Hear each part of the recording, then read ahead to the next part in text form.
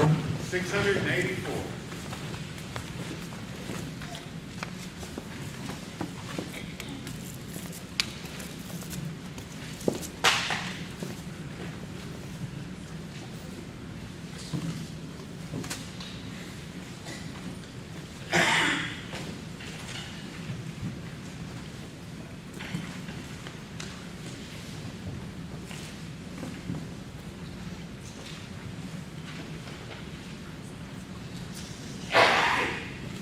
I don't know if you're aware of it or not, but this is Super Bowl Sunday.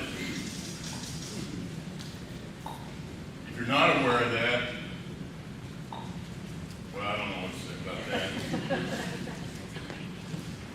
But it is one of the great Sundays as far as churches are concerned. I did a little research this week and found a lot of activities centered around Super Bowl Sunday with churches. And so I don't want to be different. So that's kind of what we're going to start out. It's not exactly what we're going to talk about. And I didn't wear my Tom Brady jersey. I was going to. I actually told somebody that I probably was going to wear it again. But, you know, when you are the greatest of all time, you just don't want to be redundant about it. You don't want to be braggadocious about it. You kind of want to be humble. So just know that I wanted to wear it, but certain people didn't want me to. So I didn't. And it wasn't Cindy. But I think it's interesting that the New England Patriots have been to the playoffs 16 times in the last 18 years. Now that's an interesting, if not a fascinating stat. They've been to 10 Super Bowls and won 5. They have developed a kind of a title of being a dynasty. And when you think about that, and you think about it, and I guess maybe with my background in athletics, it's fascinating to me how that happens. So if you think about it, if they've been to the playoffs that many times, 16 out of 18, and they've won 5 Super Bowls, love them or hate them, they got to be doing something that nobody else is doing, right? So if you look at it from the standpoint of their organization, the organizational group is considered in pro sports one of the most successful. The head coach is considered maybe the best ever. And the quarterback is the greatest of all time. So the question has to be, why? I dare say that if you ask the ownership what they would say, they'd probably give you an answer something like this. It's all about the coaches and the players. Ownership group doesn't have anything to do with it. If you ask the coach, he would probably say, well, we can't be successful without great ownership, the backing of the great ownership, assistant coaches, and players. And if you ask Tom Brady, he would probably say, it's all of the above. Nobody taking credit themselves for the success that they've had. So why are they so good? Why are other organizations and why are some things, some organizations and businesses, why are they better than others? Other teams have great ownership. Other teams have great coaches, great players. But they don't have the consistency, the dynasty that the Patriots do. And they win every once in a while. So why are they successful and others aren't? Let's look at Apple computers. Or the Apple business model. Why are they successful at doing what they have done, and Dell and Gateway and Sony and all those others haven't. I think it's interesting that it's what it is. I'll give you another example. When you think of bus lines, you immediately think of Greyhound buses, which are still running up and down the road. But if you ask, why are they running up and down the road, you immediately think about what their slogan is. Leave the driving to us. So when we take a closer look and dive deep into the reason why these things, these organizations, these businesses are successful,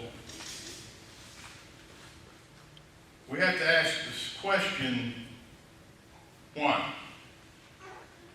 I've been reading a book and I finished it and I'm starting it over and I'm looking at it from a little different standpoint. And the book is Start with the Why, and it's a book written by Simon Sinek. Start with the why. And here in a nutshell is what he determines. That the why, you have to start with why you do what you do.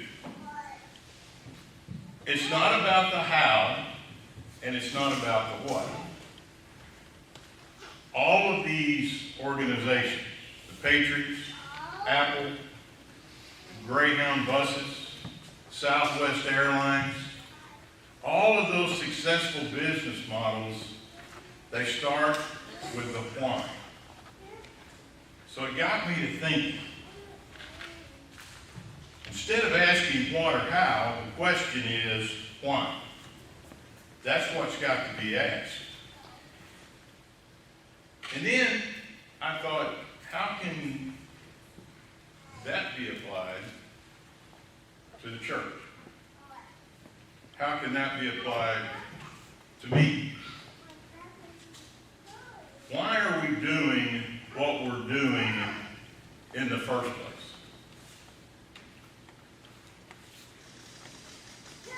People don't buy what you do. They buy why you do it. Now, if we apply this principle to the body of Christ all over the world, the church, let's ask ourselves that question. Why do we do what we do? We know what we do. Now stay with me.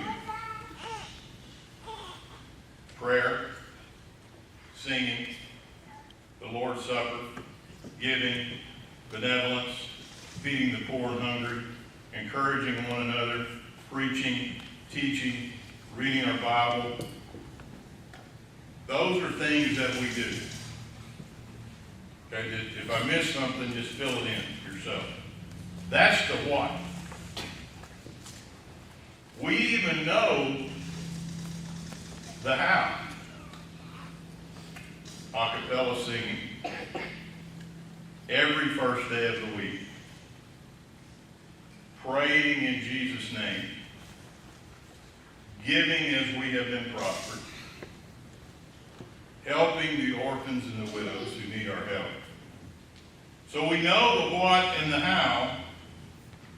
So what's our message? So I asked myself that question, why do I do what I do? And then I thought about the question that he asked in the book, and he states in the book, people don't buy the what and the how, they buy the why.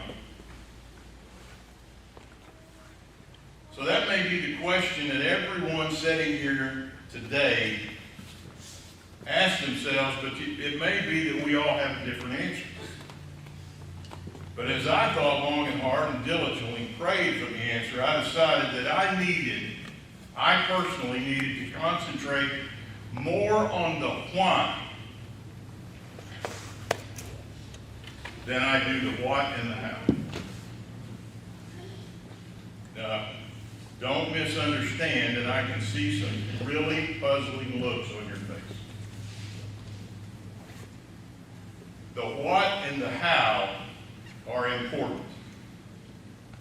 Very important. But I don't think that we can get those right without a proper understanding of the why we do what we do, and we sincerely believe it. Now, I'm going to repeat that. Think about what the what and the how are. And the question is, why do we do it? But I don't think we can get those right without a proper understanding of the why we do what we do. And believe it. We can't go out of this building and convert the world if we don't believe and we don't understand why we do what we do.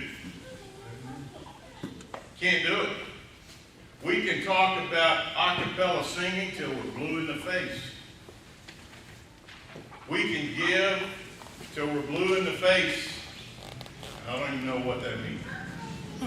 But we have to have a belief and an understanding of the why.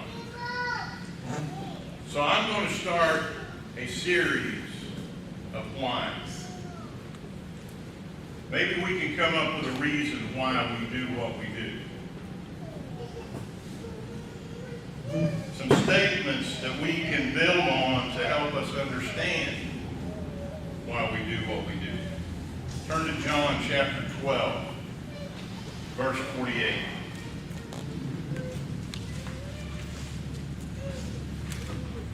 John chapter 12, verse 48.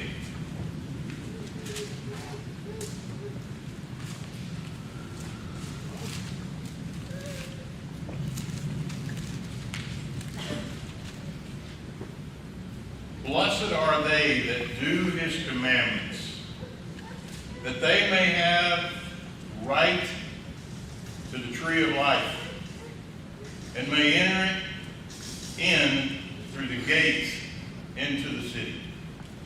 Blessed are they that do his commandments, that they may have right to the tree of life, and may enter in through the gates into the city. You know, those are some of the last words written in the Bible, even though they're in John chapter 12, 48. They're some of the last words. And it gives us a great understanding as to maybe why we do what we did. Heaven will be the eternal home for those who properly apply the life of Christ to their own lives.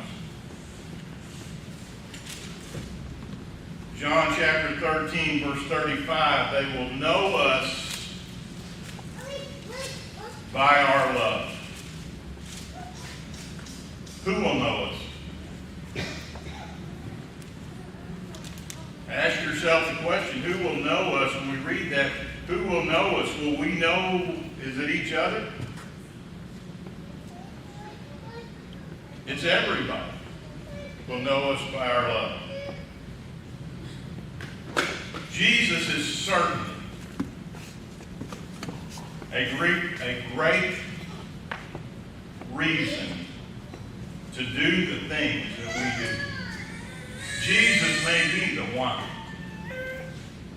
When we think of Jesus, our thoughts immediately go back to Calvary. I know when I think of Jesus, I think of the cross. We understand. There's no doubt in my mind that everybody in here understands all the good that Jesus did while here on this earth.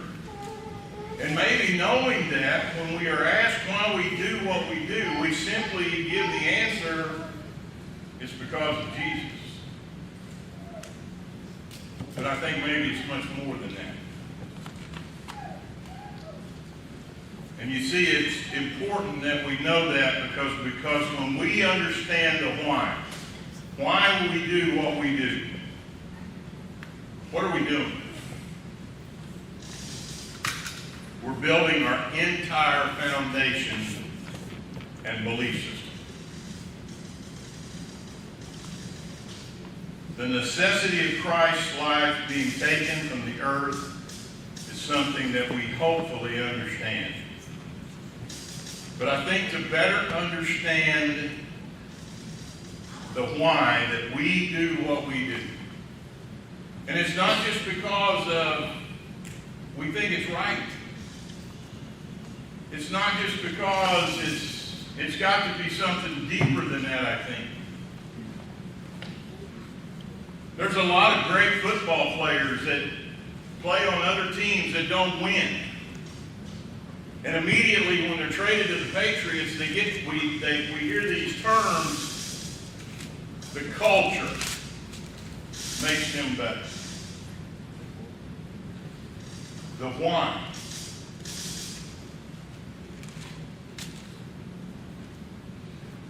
So when we think about Calvary and we think about Jesus Christ and we think about why we do what we do, immediately we have to ask ourselves the question, why did Jesus Christ have to die?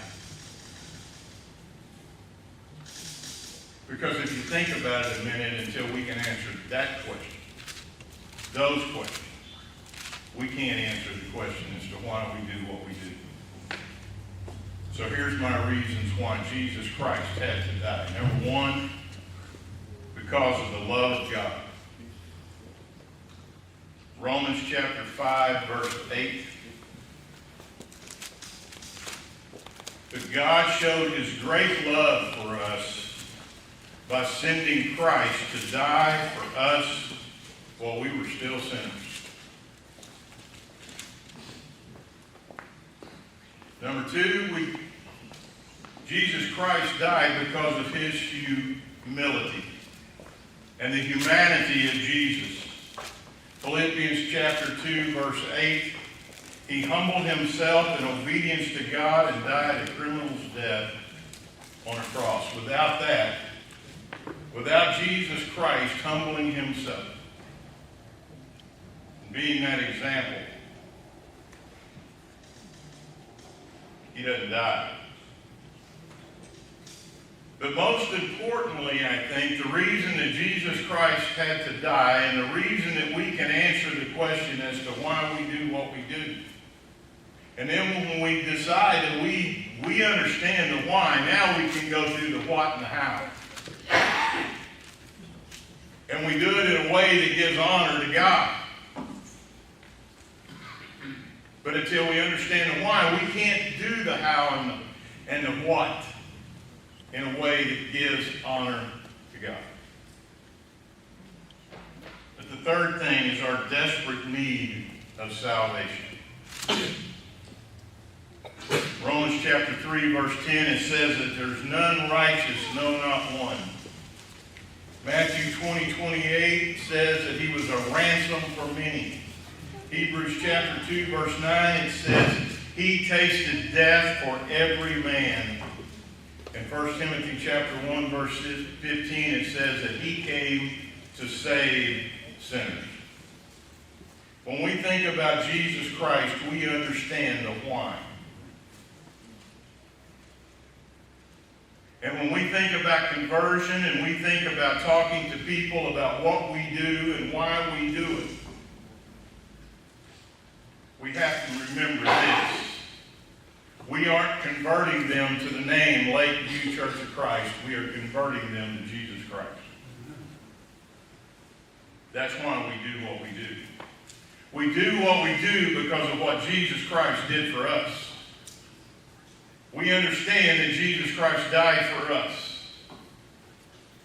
In Romans chapter 6, verses 1 through 5,